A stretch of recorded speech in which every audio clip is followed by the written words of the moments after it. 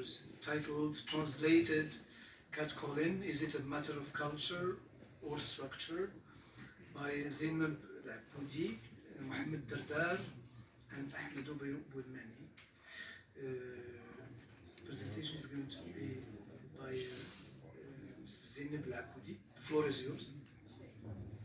Thank you. Good afternoon, everyone. It's an honor to have the opportunity to address such a distinguished audience. In this presentation, I would like to report on the findings of a paper under the title of Translated Catcalling, Is It a Matter of Culture or Structure? The subject can be looked at under the following headings. Firstly, I would like to introduce catcalling, its relevance, its prevalence, as well as the aims of this research and the questions it raises. Secondly, I would like to present a brief literature review, and then I would like to move to share with you the methodology chosen to conduct this study. And then I would like to conclude with reporting on the results and actually discussing them in order to open the floor for further discussion. Catcalling is actually a controversial topic.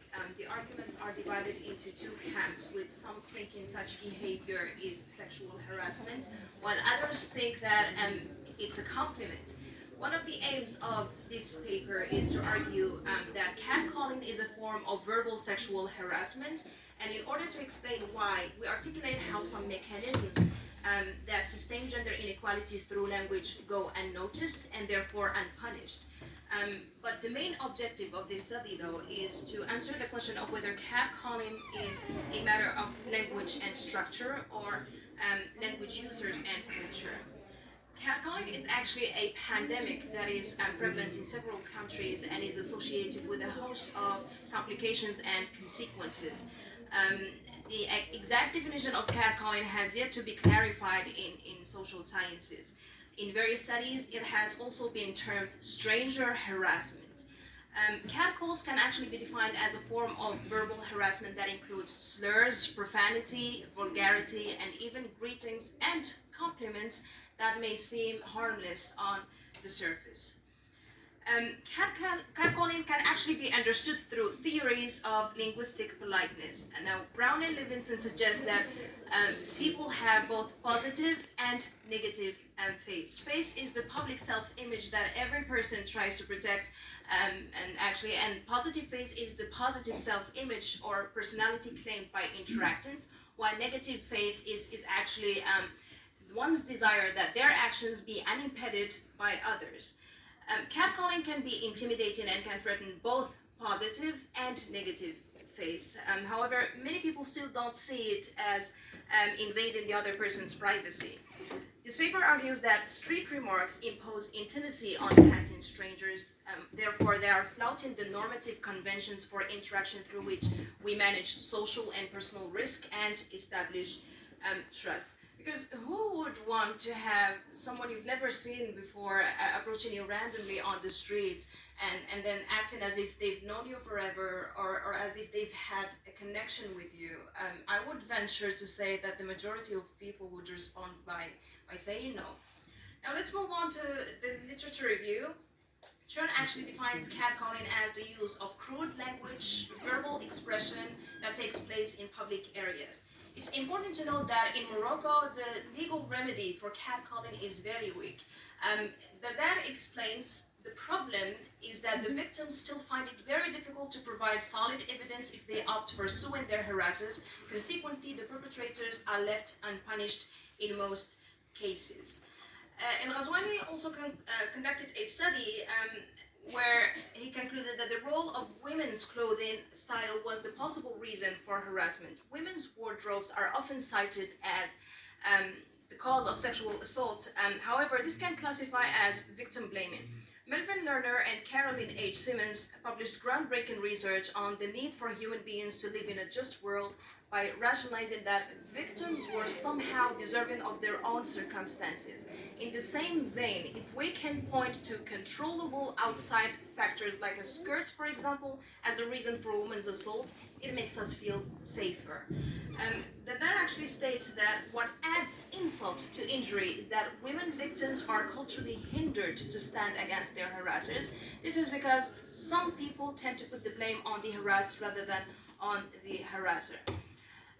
One factor that contributes to the reproduction of catcalling is the misrepresentation of women in media, literature, popular culture, and language. According to Shafi, women's misrepresentation is realized by stereotypical images and a relatively sexist discourse that is culturally and routinely employed by Morocco's ruling authorities and institutions to reinforce the unequal power between men and women. Of course, discourse has the ideological function of perpetuating and enacting power relations and processes of discrimination between social groups. Shafi'i continues, language is the primary tool through which social control is constructed, reproduced, and maintained. In other words, the way Moroccan women are actually perceived, talked about, treated, and rendered in Moroccan media helps to create and support a ready-made ideology about women in Moroccan imaginary. Now, linguistic choices at any level have ideological significance. Therefore, the misrepresentation of women in discourse helps contribute to the reproduction and reinforcement of wrong ideologies. I'd like now to change direction and talk about the methods used for this study. For the first part of the data collection, the participants were 11 Moroccan women between the ages of 18 and 30 years residing in the city of Ben Slimane. The sample was recruited through convenience and snowball sampling, and the data was collected through face-to-face in-depth interviews, as well as written journal entries that were asked of them prior to the interviews. The women actually preferred to remain anonymous. The interviews were conducted in Moroccan Arabic. These ranged in length from 30 to 90 minutes, and each interview was audio taped and subsequently transcribed and translated. The second step of data collection comprised of gathering testimonies of a 2-week writing project by American women on their experiences, accompanied by recordings on a blog publicly available on the social networking website Tumblr. The website, blog is called Catcalled, and each daily log was kept by 11 participants over the course of 2 weeks. Finally, the interviews and entries were analyzed using the interpretative phenomenological approach.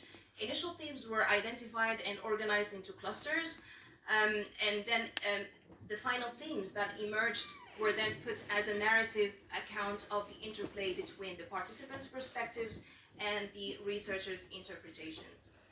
Now for the findings, actually, interestingly, comparing women's testimonies in both Moroccan Arabic and English generated a significant amount of similarities, to the point that the themes could be put under the same clusters. First, all of the participants experienced catcalling regularly, or in their own words, whenever they leave the house. For the themes that we have identified, women's perception of catcalling, women in both samples defined catcalling as men yelling sexual or degrading comments towards women. They described catcalling as being verbal and audible. They distinguish between the negative, for example, fina zin or منشوفوش, and the positives, such as, for example, صباح الورد والياسمين. And on Tumblr, women also viewed comments like hey sexy as negative, and ones like how are you today beautiful as positive. However, they all expressed that they feel harassed no matter how positive the utterance is. For the second theme, comments about physical appearance, the larger number of participants mentioned that comments about a woman's body were rude and highly offensive. A woman walking out of her house to the streets of Ben Slimane described a particular experience with a man commenting on her body. She said, there was a group of young males, as I was walking out the door, they said, oh, look at that behind. And then for stranger harassment, the most recurrent reason for the participants being uncomfortable being catcalled is the fact that the catcaller is a stranger. The majority of women in the study also expressed that catcalling makes them feel like body parts, objects, or pieces of meat. A woman on Tumblr describes this in an entry saying, I feel like there's this underlying, like I'm entitled to you as a woman, like you are not just there, but I'm going to comment on your physical appearance, and you're just on display like a piece of art, and I can make those comments, and it's justified because it's laced with this niceness. Another woman discussed how comments like الغزالة, which means doe, or القطيطة, which means kitten, make her feel like she's not an individual. She says, I'm an animal now. There's that one, الغزالة or القطيطة. I know they don't know my name, but they still don't have to refer to me as an animal, as if I don't matter, an animal or a prey. The last theme I have identified is what I call, can't you take a compliment? The participants also indicated that they would not view catcalling as complimentary, even if they view the behavior as harmless. Now, I would like to explain the example of greetings and compliments using language and logic from Goffman's interaction order. Now, catcallers, or what we would call catcaller apologists, state that the civility of some remarks is evidence of how it should not be considered a form of harassment. Pointing out the literal and conventional meaning of have a good day, for example, can be easy. However, it's harder to articulate how those remarks can be harmful, threatening, or offensive. This calls into account and actually taking into account notions of context, relationships, and social conventions that are implicit in social interaction. The participants knew that and understood that their experiences of catcalling were harmful, yet they were unable to identify how or why those insincere compliments were harmful. Now, greetings combined with the term of endearment, for example, hello, beautiful, or fin الذين, are by far the most frequent type in our data. And in many contexts, we popularly understand greetings, terms of endearment, and compliments as innocent. In social sciences, greetings are viewed as basis of human social interaction, and their use is usually socially marked. Now, on the streets, the speakers do not know the women who are passing by, and strangers who are standing or passing by don't typically greet one another. Consequently, rather than constituting civility, those greetings end up undermining it by violating the norm of civil inattention, treating women as the target of curiosity or as the intruder who stepped into a male territory. Now, similarly, terms of endearment are considered innocent in some contexts. These can connote caring or intimacy in appropriate contexts. However, when used on the streets, they are constitutive and performative, and their use with women in the streets is an attempt to define the speaker's relationship to the target female in a particular way. For example, Habiba, sweetheart, baby, etc. In this context, these terms of endearment conjure imposing a fleeting fantasy of interactional engagement and intimacy between the speaker and hearer. Since these forms of utterances are actually context entailing, it is sometimes harder to articulate their appropriateness and functioning.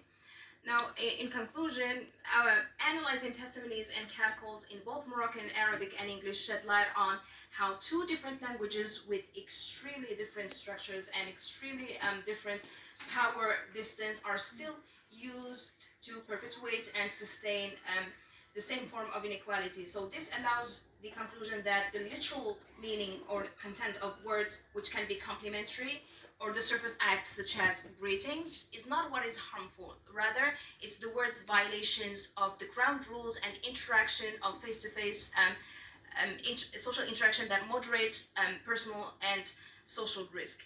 Catcalls, whether actually expressed in compliments and positive terms or profanity and sexual innuendos, flout the implicit rules of civility in social interaction and should therefore be viewed as a serious issue. Almost every woman and girl has at least one catcalling story, and we have been dismissed for far too long. And that concludes my talk for today. Thank you. Thank you, Mr. Zine for this insightful presentation on this gender-based discourse type, the catcalling. The next presentation is titled Applying Domestication and Foreignization in Translating a Set of Moroccan Proverbs into English, and The speaker is going to be Professor Abdullah Ghazi. The floor is yours. Thank you. Good afternoon, everybody. It's a pleasure to be back here to this university after 20 years. By the way, I graduated from this university, and it was a pleasure for me to meet my ex-teachers, Mr. Sabil, Mr. Bouil Yamani, and the others. So it's an opportunity for today. Thank you, Assis, for inviting me to this conference. I'm so thrilled. My presentation will be about applying domestication and foreignization and translating some Moroccan proverbs into English. The framework is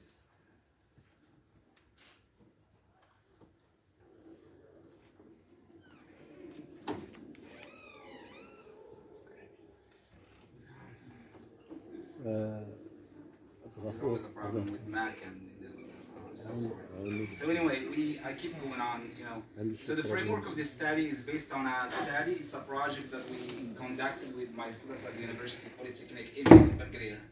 Most of the students are engineers, and English is not, it's just like a school subject that they take among other school subjects.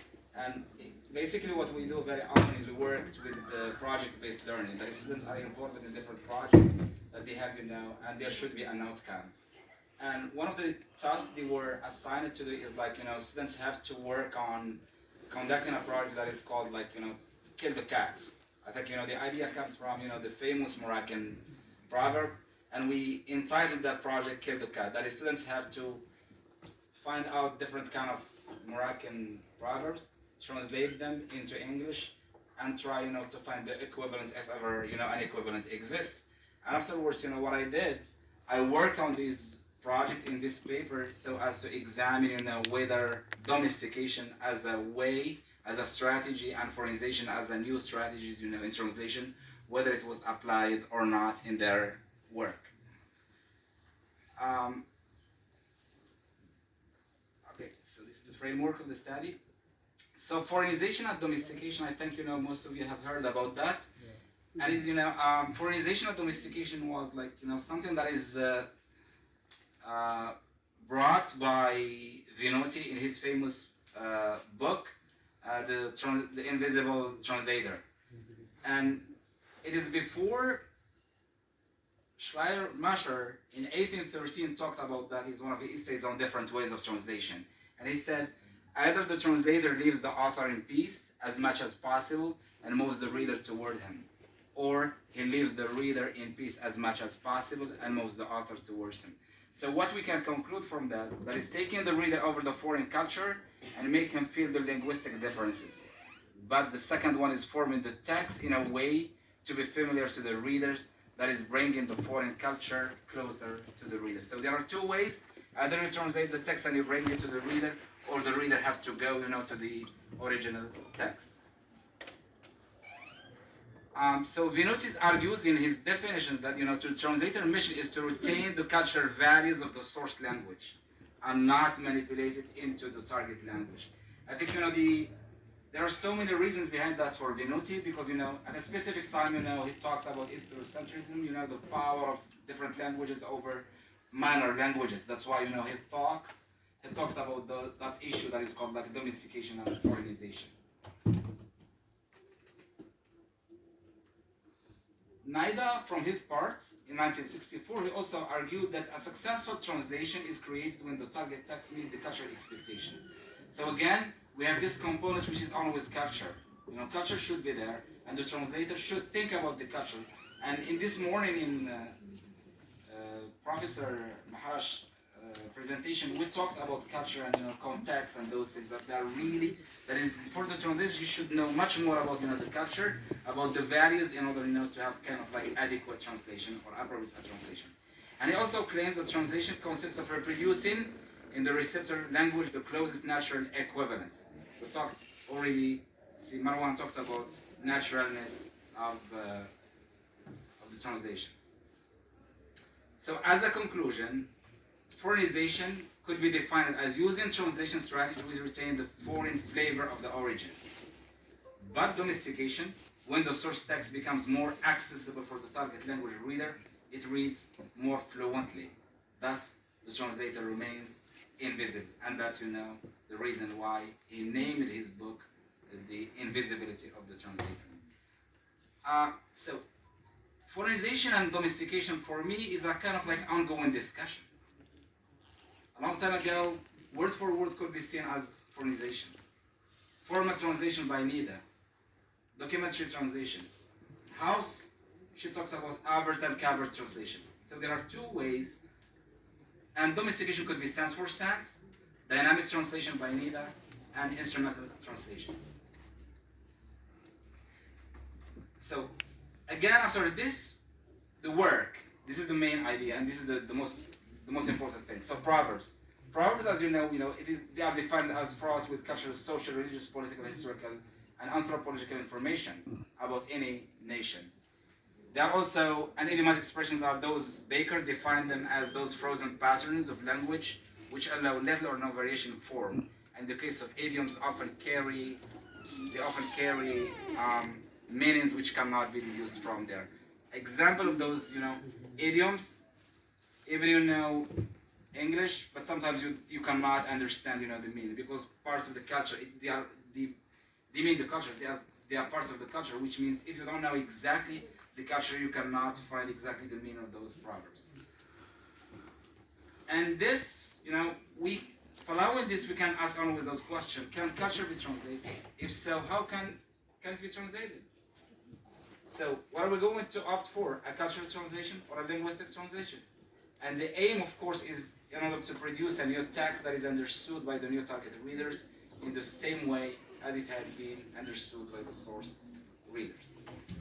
I'll go through a set of examples that my students have been working on, and we try to see to what extent they have applied domestication or foreignization. Look at number one. This is a very common proverb that we often say, جامعة اللي بنيتي فيه اللي قريتي فيه أنا اللي بنيته.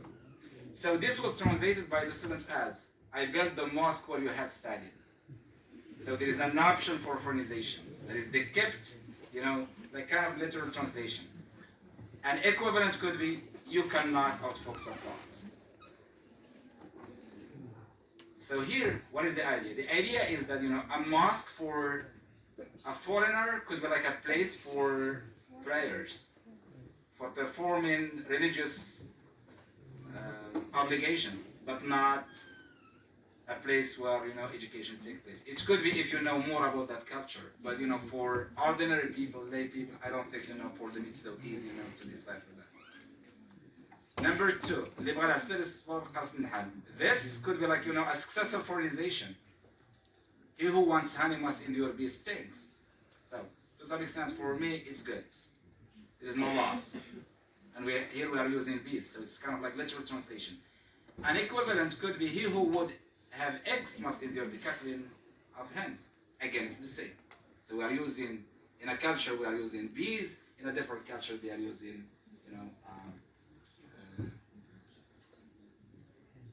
hens. This one is amazing. I'm so sorry, but it's good, that's fine. So mention a dog and prepare your bed. Foreignization, a tendency to foreignization. Speak of the devil and he will come. What is wrong with that, for me? It's like, a dog, culturally speaking, a foreign culture, it's a company, it's a friend. And it's not good, to talk about a dog in that way. I think if you do that somewhere in a part of the world, maybe amnesty can do that for you. That's missing. So the way they translate that, wait until he is born to name him said. So again, said, Said is not like between brackets, but he said like this way. For a foreigner, he cannot understand that. He could confuse it with the verb, to say in the past. So a tendency to foreignization, but there is a problem with understanding, with meaning, with communication. The next one, he who puts his head in bran gets picked. Keep your nose out of another mess. Again, I would love, the equivalent much better than, the literal translation. Because bran, in our context in Morocco, is associated with, it's a kind of like food for hens, but it's not for something else. So for an English person, an American, or someone, a foreigner, cannot understand exactly the meaning behind that. Okay, إيد وحدة ما تصفقش again domestication. One hand does not clap, two hands are better than one. Successful translation. A hungry wolf cannot sleep. Again, domestication. Hungry man is an angry man. Yeah, there is a kind of like equivalence.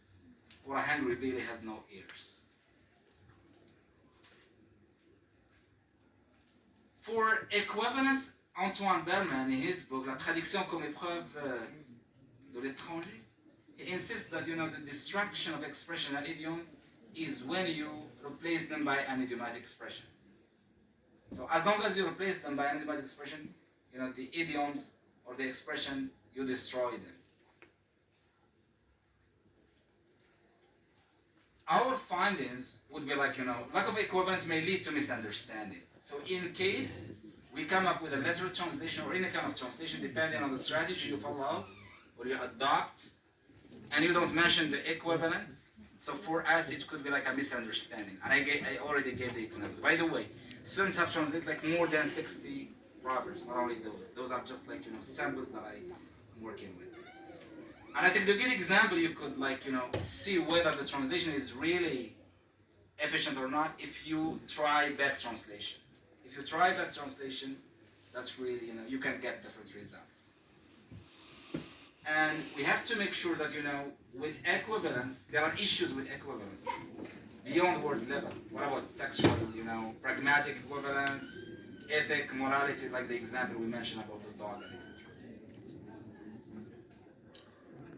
When we apply domestication, fluency and naturalness are prioritized. The use of different translation form. Again, when we are applying domestication, it could be possible that you use other strategies, such as equivalence, adaptation, omission, etc. So as a final thought, we believe that, proverbs should be translated by using their equivalence. And here is a good example. A burnt child dreads the fire. What do we say in Morocco? So that could be really good if you opt for a translation like that. So, conclusion is that combining foreignization and domestication appropriately can bring satisfactory translation to the readers and fulfill the intercultural communication. And we believe that language represents cultural reality, therefore translation must be the process that involves both the transfer of language and culture. These are two words, two concepts that go together, language and culture. And thank you very much. Thank you, Professor Al-Ghazi, for this presentation on the challenging issue of translating idiomatic expressions with the culture-bound expressions. The next speaker is going to be Professor Jamila Ayab, and the title of the presentation is Le Dame entre traduction et emprunt. And the presentation is going to be in French. Yes?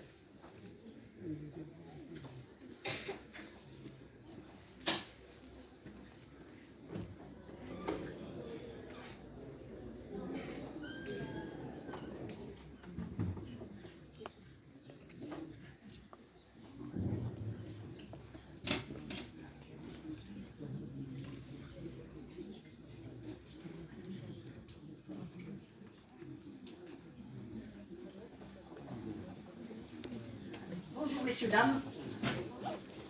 Merci à vous tous, chers étudiants et étudiantes, d'être présents et présentes aujourd'hui parmi nous.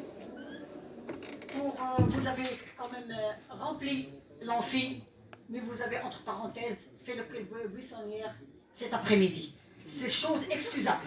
Hein? Et merci à moi aussi d'être aujourd'hui parmi vous pour vous faire partager une de mes passions, la recherche en dirigeant. Alors ma communication, je l'ai intitulée « Le Dame, c'est-à-dire le dialecte arabe marocain entre traduction et emprunt. Mais avant de le commencer, je vais quand même prier mademoiselle Rita Tahri, une étudiante de l'ENCG, de venir me rejoindre pour pouvoir vous assurer la traduction diapo, et moi je vais m'assurer de la traduction papier, de la version papier. Merci. Le mélange des langues ou interculturelles ou altérités culturelles sont autant d'expressions pour désigner un seul phénomène social lié étroitement à l'humain, le contact des peuples d'où résulte le contact des langues. De ce contact, on va vouloir communiquer, on va devoir alors adapter la langue de l'autre à son propre contexte linguistique et social. Parler dans la langue de l'autre et surtout se faire comprendre dans la langue de l'autre, le Marocain a essayé tant bien que mal de modeler, d'adapter et surtout d'ajuster aussi bien sur le plan grammatical que phonétique la langue de l'autre aux principes et exigences relatifs à sa propre langue, la darija. Le dialecte arabe marocain, communément connu sous le nom de darija, la langue donc, cette langue se trouve prisonnière entre traduction et emprunt, sans pour autant perdre de son originalité et reste porteuse de traits de différenciation. L'intérêt de cette intervention réside dans le fait de montrer comment une langue darija puise de l'emprunt pour le rendre une traduction du terroir. C'est d'abord un travail de description et c'est dans la description qu'on découvre. Dans le dam entre traduction et emprunt, nous allons constater que nous avons dépassé la phase de l'emprunt et le mot initialement français est dénaturalisé pour faire désormais partie de darija et venir enrichir notre patrimoine langagier. Deux questions donc, on va se poser le long de cette intervention, deux questions. Comment notre darija a adopté des mots qui lui étaient étrangers et quelles sont les figures d'adoption dont elle a usé pour en faire les siens. C'est ce que nous allons essayer donc de démontrer brièvement dans notre intervention. Pour cela, nous allons nous intéresser à deux cas de figure, la nasalisation et la formation du genre et du nombre. Dans le tableau suivant, vous allez donc découvrir les quatre voyelles nasales françaises, le A, le ON, le 1 et le 1. Ces quatre sons, tels qu'ils se produisent en français, n'existent ni en arabe ni en darija. Cependant, nous avons un phénomène qui peut être similaire et assimilé à ces voyelles dites nasales. C'est ce qui est connu en arabe par al-ghunnah. Wal-ghunnatu lughawiyan ta'li nutq الحرف من طرف الخيشوم والخيشوم هو الأنف. وهذا لو كا ديال الغنة لقيناها حتى